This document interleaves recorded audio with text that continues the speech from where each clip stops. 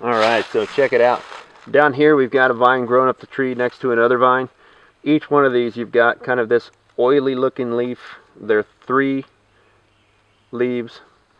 Right, so that's kind of the old adage, the leaves of 3 let it be, but you know, I don't really subscribe to that because like raspberries and blackberries and all those others have leaves of 3. So there's a lot of good leaves of 3, but if that's what you need to remember it by, that's what you need to remember it by. Leaves of 3 let it be. So this is 3 leaves, 3 leaves, 3 leaves. And then over here you've got some smaller ones. Now they're not always red, they're not always kind of that oily looking, they kind of change. And I'll show you another poison ivy vine as well, but you can see these little tendrils that grab onto the tree on the vine. You may not be able to see them in this, but you will be able to see it more pronounced. There's one right over here I can show you. But those are your leaves of 3 poison ivy right there. Right here on the same tree you can see I've got the leaves of 3 over here again. All right, so that's the poison ivy vine. But then over here I've got leaves of 5. All right, these leaves of 5, even though they still have that oily look to them, they have that reddish look to them that people associate with poison ivy, leaves of 5 let it be is not a thing.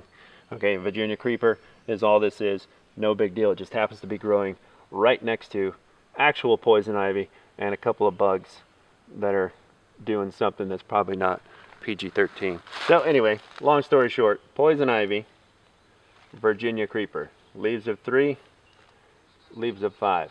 They both kind of have that same oily look, that same sheen. So I'm going to show you real quick. This is on one of my anchor trees, and I know somebody out there is going to be alarmed. Oh my God, it's poison ivy! And they think that I don't know what I'm doing in the woods. I actually do know what I'm doing in the woods. I just don't notice poison ivy because I'm not allergic to it. I grew up around here. I guess I've developed kind of an immunity to it. I'm not sure the science behind that, but I just don't get it. But anyway, poison ivy, Virginia creeper. Don't be alarmed. I'm not allergic. Let me show you what one looks like with a lot of hair growing out of the big, mature, hairy vine. But anyway, it's all over Ohio.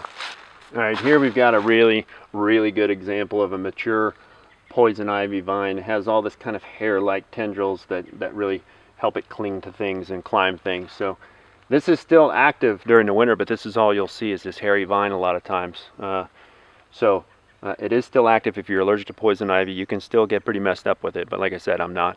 But this is what it looks like.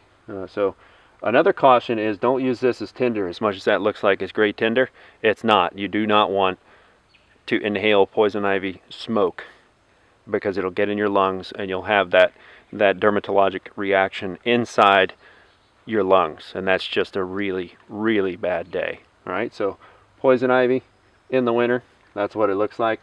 Stay away from it if you're allergic, but I'm not.